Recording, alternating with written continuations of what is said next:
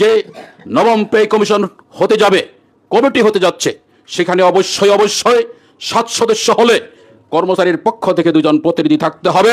একজন সচিবালয়ের ভিতরে, সুস্পষ্টভাবে একজন সচিবালয়ের ভিতরে, একজন সচিবালয়ের বাইরে, এই 2 জনকে চিহ্নিত করে আমরা অবশ্যই রাখব।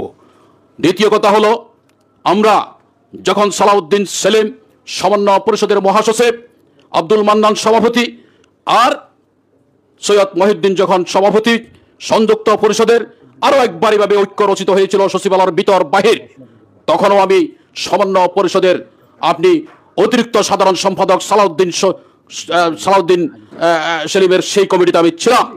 সেখানে মান্নান বিশ্বাস তখন বিএনপির মহাসচিব, তার সভাপতিত্বে সেই সময় যে বৈঠকটা হয়েছিল, মান্নান বিশ্বাস বলেছিল, সৈয়দ মহিউদ্দিন বলেছিল যে আমার অন্য কিছু দরকার নাই, আমার পথ পরিবর্তন দরকার। কেউ একজন জবাব দেন। মান্নান বিশ্বাস এই আহ্বান যখন করলো, সালাউদ্দিন সেলিম বলল যে আমাকে মগবাজারে বাড়িটা দেন, আর 3 দিন সময় দেন, আমি পথ পরিবর্তনের প্রস্তাবটা নিয়ে আসবো। আসলে টেকনিক অবলম্বন করতে হয়। 1 সেকেন্ড পিছালে আপনি 1000 মাইল দূরে চলে যাবেন। সেই সময় যদি একই সুরে সৈয়দ মহিউদ্দিনের সাথে সুর মিলিয়ে বলতো আমিও পথ পরিবর্তন চাই, তাহলে সেদিন একই আদেশে সারা বাংলাদেশে পথ পরিবর্তন হয়ে যেত। যেই লাত্তি উস্তাটা খেয়েছি দীর্ঘ 30 বছর আন্দোলন করে আমরা সমাধান পাচ্ছি না। এখন আমরা যখন এক অভিন্ন নিয়োগ বিধির কথা বলতে চাই, আমার বাদিউল ভাই বলবো না, যেহেতু ঐক্যের রচনাতে আমরা এসেছি, বাদিউল ভাইরা কিভাবে আমাদেরকে সম্মান দিবেন, আপনারাই রাস্তা বাইর করেন, সেই রাস্তাটা আপনাদের পক্ষ থেকে আমরা চাই। প্রিয় ভাই ও বোনেরা, আজকে সারা বাংলাদেশে যারা একটা সস্তা দামের সুযোগ পেয়েছেন, আমাদের সামাজিক মাধ্যম ঘরে বসে বসে বউর সাথে অথবা স্বামীর সাথে বসে বসে আমাদের সমালোচনা করেন, আপনাদের দ্বারা কিছু হবে না। আসুন, আমার পথ এখানে রেখে দিলাম, কর্মচারী কল্যাণ ফেডারেশনের পথ মহাসচিব আমি ছেড়ে দিলাম। যোগ্য ব্যক্তি একজন আসেন, আমি আপনাদের পেছনে থেকে পদবিহীন আমাদেরকে সহযোগিতা করব, কোনো পথ আমার লাগবে না। যারা আসেন আকাঙ্ক্ষিত পদ গ্রহণ করুন, রাজপথে সবার আগে দাঁড়ান। আমরা আন্দোলন সংগ্রাম করতে হবে এই বেনিয়াদের বিরুদ্ধে।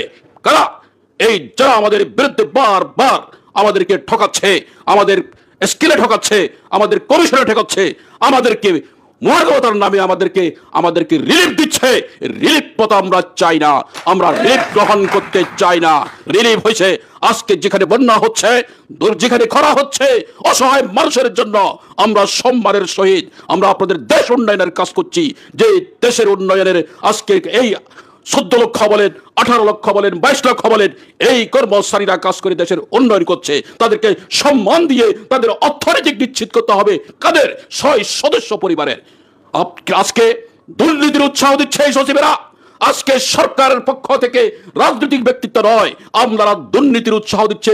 আমাদেরকে বেতন জায়গাটা আমাদের ছোট্ট জায়গাতে আমাদের সীমাবদ্ধ রেখে আজকে 6 সদস্য পরিবার কত টাকা লাগে মাসে হিসাব করে যদি সম্মানজনক যদি আমাদের বেতন কাঠামো ঠিক করা হয়, তাহলে এই অবস্থা। আজকে ঘুষের দিকে তাকাবে না কোনো কর্মচারী, আজকে দুর্নীতির দিকে তাকাবে না কোনো কর্মচারী, আজকে অন্য দিকে তাকাবে না। আমার ওই বইরে বলে গেছে নীরবে, সেই কথাটা শুনে স্পষ্ট করে আমি স্পষ্ট করে দিলাম। প্রিয় ভাই বোনেরা, আমার বক্তব্য আমার বেশি আমি নিচ্ছি না, এখানে শেষ করতে চাই। আর একটা কথা যেখানে বলতে চাই, আপনারা সুসংগঠিত হন। আমরা আজকে যেখানে আমাদের মুরব্বী সংগঠন পেয়ে গেছি, আমরা বুক পেলে আমরা প্রয়োজনে আমরা আবার প্রত্যেকে আবু সাইদ হয়ে যাব। জুলাই বিপ্লবের মতো প্রয়োজনে আমরা 2 হাত খুলে দেব। আসেন, পুলিশরা গুলি করেন। আমরা আজকে সরকারের কাছে অর্থনৈতিক নিরাপত্তা চাই, সম্মানের নিরাপত্তা চাই। সবাই সংগঠিত হন। আশা করি আমাদের 2 জন আমাদের শীর্ষ নেতার পক্ষ থেকে আমরা এই মুহূর্তে আমাদের বক্তব্যের মাধ্যমে আমরা আমাদের দৃশ্যনীয় ঐক্যের ঘোষণা আসবে প্রেস ক্লাবে এবং কর্মসূচি নিয়ে মাঠে নামবো আমরা। এই আহ্বান করে আমার কথা শেষ করছি। সবাইকে ধন্যবাদ। আসসালামু আলাইকুম ওয়া রাহমাতুল্লাহ।